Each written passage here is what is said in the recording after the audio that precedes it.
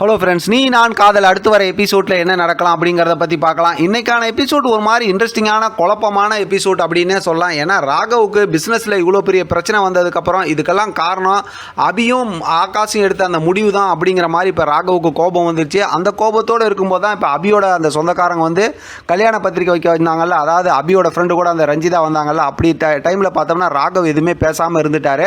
அதனால் பார்த்தோம் அப்படின்னா அவங்களாம் எந்திரிச்சு போனதுக்கப்புறம் இப்போ ராகவ் கோபமாக லாவணியா கூட இருக்கிற இடத்துல போயிட்டு, அதான் மாடியில் போயிட்டு அபி வந்து இன்னைக்கான எபிசோட் லாஸ்ட் ப்ரோமோவில் காட்டினாங்க, கோபமாக பேசுகிறாங்க. ஆனால் ராகவும் அந்த இடத்துல கோபமாக தான் பேசுகிறாரு.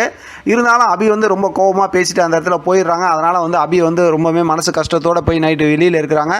ராகவ் வந்து ஃபீல் பண்ணி ஃபோன் பண்ணுறாரு. எங்கே இருக்கான்னு கேட்கும்போது பக்கத்து தெருவில் இருக்கேன் அப்படிங்கிற மாதிரி அபி சொல்கிறாங்க. ராகவ் வந்து அந்த இடத்துக்கே தேடி போகிறாங்க. அவங்களுக்குள்ளார பார்த்தோம்னா குட்டியாக ஒரு ரொமான்ஸ் மூமெண்ட்டையும் காட்டுறாங்க. சரி, இப்போ நம்ம கதைக்கு வருவோம். அடுத்து ப்ரோமோவில் காட்டின அந்த மூமெண்ட் எப்போ வரும்னு பார்த்தோம்னா, அபி கட்டியிருக்க அதே புடவை தான் கட்டியிருந்தாங்க இல்லையா ப்ரோமோலையும், அப்படிங்கிறனால ஒருவேளை நாளைக்கான எபிசோடில் கூட அது வர்றதுக்கு வாய்ப்பு இருக்குது. அதனால தான் முரளி பார்த்தோம் அப்படின்னா இப்போ மாத்திரை வாங்குறதுக்கு மெடிக்கலுக்கு போகிறாங்க. அபி ஃபாலோ பண்ணி என்ன போய் வாங்கிட்டு வராங்க அப்படிங்கிற மாதிரி யோசிக்கிறாங்க. முரளி மெடிக்கலை விட்டு வெளியில் வரும்போது இந்த மாத்திரையை நம்ம மாற்றி கொடுத்தோம்னா எல்லா பிரச்சனையும் முடிஞ்சிச்சு அப்படிங்கிற மாதிரி தான் மைண்ட் வாய்ஸில் சொல்லிட்டு வராங்க.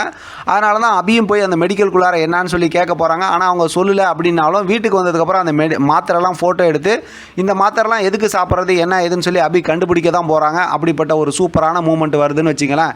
சரி, இந்த வாரத்துக்கான ஸ்டோரியில் என்ன ஸ்கிரிப்ட் கொண்டு வந்திருக்காங்க? ஏன்னா ஒவ்வொரு வாரமும் ஒரு ஸ்கிரிப்ட் கொண்டு வருவாங்கள்ல, அப்படி பார்க்கும்போது இந்த வாரம் என்ன ஸ்கிரிப்ட் அப்படின்னு நம்ம யோசித்தோம் அப்படின்னா, அபியோட சொந்தக்காரங்க அபியோட ஃப்ரெண்டு ரஞ்சிதாவுக்கு கல்யாணம் அப்படிங்கிறலாம் வச்சு பார்க்கும்போது இப்போ அந்த ரஞ்சிதாவோட ஹஸ்பண்ட் இருக்காங்கல்ல, அவங்களோட அந்த மாப்பிள்ளை கல்யாண மாப்பிள்ளை யாருன்னு பார்த்தா ஏற்கனவே நம்ம சொன்னோம்ல முரளியோட ஃப்ரெண்டுன்னு சொல்லிட்டு அவங்கள தான் கொண்டு வந்து இப்போ அந்த மாப்பிள்ளையாக நிறுத்துவாங்களோ அப்படிங்கிற மாதிரி தோணுது. ஏன்னா சங்கர் அப்படிங்கிறவங்க வந்து அந்த இடத்துல மாப்பிள்ளையாக வந்தாங்கன்னா ஸ்டோரியில் செம பெரிய ஒரு ட்விஸ்ட் வரும் அப்படிங்கிறதுல டவுட்டே இல்லை. ஏன்னா இப்போ அவங்கள தேடி தான் இப்போ அபி அலைஞ்சிக்கிட்டு இருக்காங்க. பார்த்தா இன்றைக்கான எபிசோடில் கூட அதை இதுமாக காட்டல. அப்படிங்கும்போது அடுத்து அந்த மாதிரி ஸ்டோரி வர்றதுக்கு வாய்ப்பு இருக்குது. ஏன்னா ஏதாவது ஒரு விஷயம் தெரிஞ்சால் தானே முரளியை பற்றி தெரிஞ்சுக்க முடியும். இதுக்கடையில் ஏன் இப்போ சம்மந்தமே இல்லாமல் விக்னேஷோட ஸ்டோரியை கொண்டு வந்தாங்கன்னு தெரியல. பார்க்கலாம் என்ன நடக்குதுன்னு. இதை பற்றின உங்களோட கருத்து கமெண்ட் பாக்ஸில் தெரியப்படுத்துங்க. தொடர்ந்து ஆதரவு கொடுங்க.